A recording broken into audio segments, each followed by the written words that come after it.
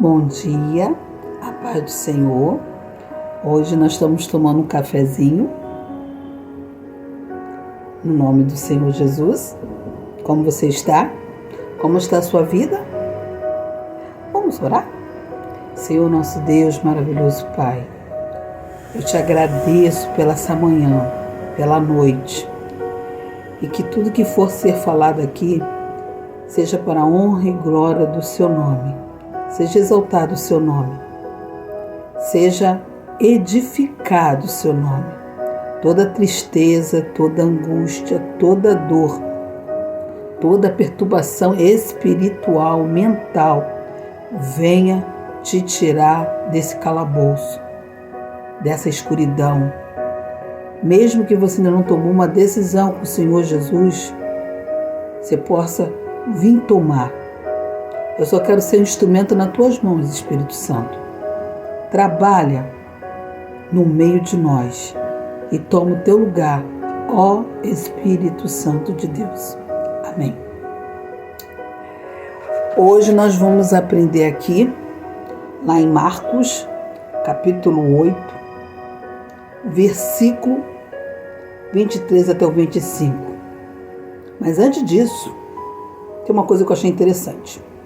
O que você está vendo define como você tratará as pessoas. Vamos lá ler Marcos?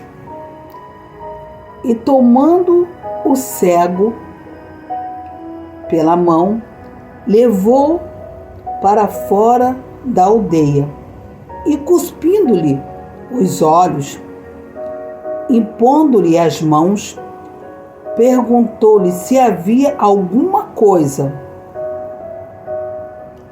E, levantando ele os olhos, disse: isso é o cego, tá? Vejo homens, pois os vejo como árvores que andam.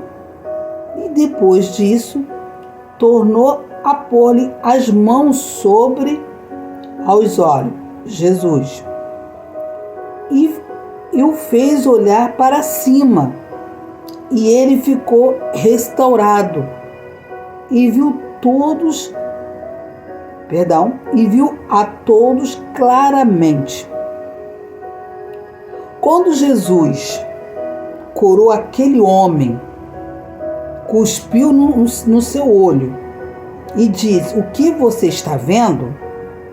Ele respondeu: estou vendo pessoas como árvore. Assim é a nossa vida. Muitas vezes nós estamos cegos dentro da casa do Senhor e a gente não está vendo nada acontecer.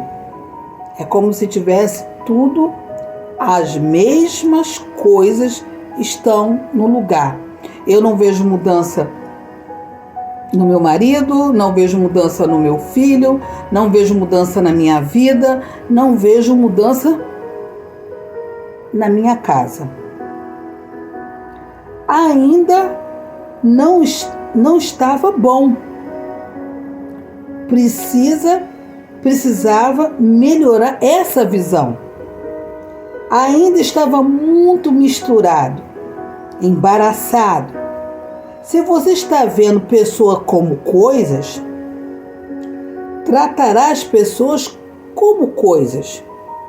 Se eu olho para um irmão e eu não vejo nele uma mudança que ele contou que Deus fez na vida dele, eu tenho isso como uma incredulidade, que você não acredita que Jesus pode mudar aquele homem. Você vai olhar ele como uma pessoa comum, porque você não creu. Mas esse cego de Jericó aqui teve essa oportunidade de enxergar melhor. Ele falou para o Senhor: ainda continuo vendo tudo embaralhado. Mas o Senhor não desistiu. O Senhor voltou lá. E agora? Olha para o alto. O que você está vendo? Ele disse que estava vendo o quê? Tudo melhor. Assim é a nossa vida. Hoje, você não está vendo nada. Mas Deus está aí trabalhando com você. Isso se chama-se fé. Eu preciso crer que o Senhor está fazendo algo na minha vida, como fez na vida desse cego. E muitas vezes nós somos um cego de Jericó na casa do Senhor. Entramos e saímos e diz: eu não estou vendo nada. Você não está vendo nada porque você não está crendo no Senhor que você não serve. Aliás, um Senhor que você diz que serve, mas você não está acreditando que Ele pode fazer algo melhor acontecer. Mas esse cego aqui, ele foi sincero. O Senhor segurou ele pela mão, levou ele para fora da aldeia, mandou ele olhar para o alto. E agora ele está me enxergando. Eu tenho que olhar para o alto que produz a salvação. Quem produz a salvação? É Jesus.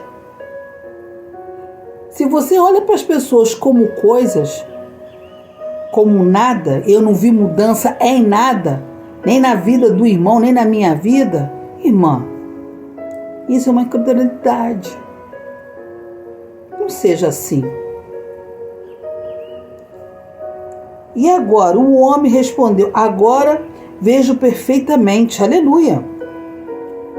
Pessoa são pessoas, coisas são coisas. Deus falou para Adão dominar sobre todas as coisas. Se você vir uma pessoa como coisa, desejará dominá-las. Não pode dominar pessoas, temos que conduzir. Sabe o que Deus está falando aqui? Que muitas vezes, quando a gente não acredita que a pessoa está restaurada, a gente quer apontar, a gente quer acusar, quer dominá-la. Eu entendo que nós não podemos dominar as pessoas. Eu entendo que eu tenho que orar pelas pessoas. E se eu começar a orar pelas pessoas, eu vou saber conduzi-las até chegar ao Rei da Glória. Sabe como a gente faz isso? Oração, irmão. Joelho. Cara no pó. Esse cego aqui teve uma oportunidade. Jesus não desistiu dele, não. Nós também não podemos, não. Por isso que eu falo, seja testemunhos. Sejam as minhas testemunhas. A primeira coisa que Jesus fez foi pregar o cego pela mão e levá-lo para fora da aldeia. Seja um guia de um cego. Quando você vê que aquela pessoa, a vida dela está afundada, que ela não vê mais solução, faz como Jesus fez aqui agora. Segura esse cego aí. Pode ser seu marido, pode ser seu filho. Você sabe como meu pai aceitou Jesus? Meu pai bebia muito. Meu pai bebia muito. E um belo dia eu estava indo para a igreja à noite e todo mundo estava lá no portão bebendo, era vinho, batida, cerveja, tinha até pipoca, uma gargalhada, minha mãe se arrumando para ir para a igreja. E naquele dia a minha mãe se irritou. Ela não aceitava aquela situação na porta da casa dela. Aí, sabe como é? A carne fala mais alto, né? Aí brigou lá com meu pai, uma confusão. Aí eu chamei meu pai bebeu muito. Aí eu chamei meu pai, tinha um vão da escada, né? E eu falei assim pra ele: tá vendo esse vão da escada aqui? Tava bêbado, hein? O seu pé tá no precipício, pronto para cair. Mas se Jesus chegar agora, chamar, meu nome está no livro da vida. O nome da minha avó está no livro da vida. E o nome da minha mãe está no livro da vida. E o Senhor, aonde está com o seu nome? Eu não mandei meu pai para o inferno. Mas se o Senhor chamar, para onde vai a tua alma? Tu vai cair nesse precipício aqui a qual você arranjou. Aí ele falou, você está mandando seu pai para o inferno? Não, eu não estou mandando o senhor para o inferno. Não precisa mandar. Você já assinou o contrato com ele. Quando a gente não ouve a palavra, quando eu não quero escutar esses crentes, você mesmo faz sua condenação com você mesmo. Você que faz as escolhas. Muitos ficam usando essa palavra livre-arbítrio, né? Só que não existe meio muro. E não pode servir a dois senhores. Ou você serve a Deus, ou você serve ao inimigo. Eu cheguei perto da minha mãe e falei assim, a senhora perdeu uma oportunidade de ganhar seu marido para Jesus. E eu fui para a igreja. Naquele dia, o Senhor visitou meu pai. Por isso que eu falo que eu não tenho costume de chamar ninguém para ir para a igreja. A igreja somos nós. Nós é que temos que dar testemunho dentro da nossa casa. A igreja começa em casa, meu irmão. Como uma filha, como eu devia estar lá nos 18 para 19, falar com meu pai daquele jeito. Ele podia até me bater, dar um soco, mas graças a Deus, meu pai, quando bebia, nunca fez isso. Mas ele ficava bêbado e dava trabalho. Ele dali mesmo da escada, ele voltou e eu fui para a igreja. E a minha mãe estava muito com raiva. Só que ela não sabia que Deus já estava começando a fazer um manifesto dentro do quarto dela. O meu pai estava com medo de botar o pé no chão.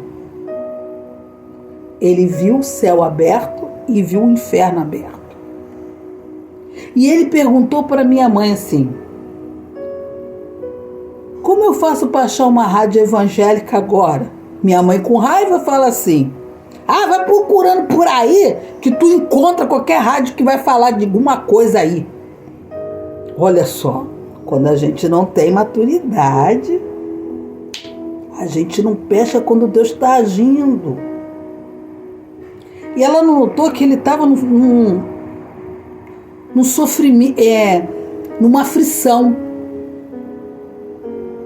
Foi quando caiu na rádio do pastor Fanini, que poderia ser muito tarde, meu irmão, se você não aceitar Jesus hoje. Aí ele cantou um hino. Amanhã pode ser muito tarde, não é isso? Eu nem me lembro quase esse hino, mas eu acredito que seja assim. E aí, ele perguntou de novo a minha mãe, como eu faço para aceitar Jesus? Você fala aí coisa assim para ele, eu te aceito. Assim. Mas ela não tinha parado para ver como ele estava nas costas dela, numa aflição, porque ele não queria botar o pé no chão. Porque ele achou que quando ele botasse o pé no chão, ele ia descer. Aí você vai falar, mas é porque seu pai estava bêbado. Irmão, o bêbado não, Deus trabalha como quer. Deus trabalha como quer. Você que precisa ter fé.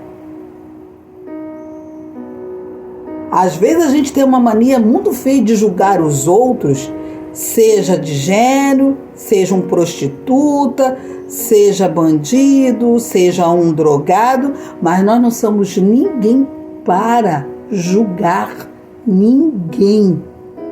Aonde Deus falou que você é juiz? Me mostra na Bíblia que você pode julgar qualquer ser humano.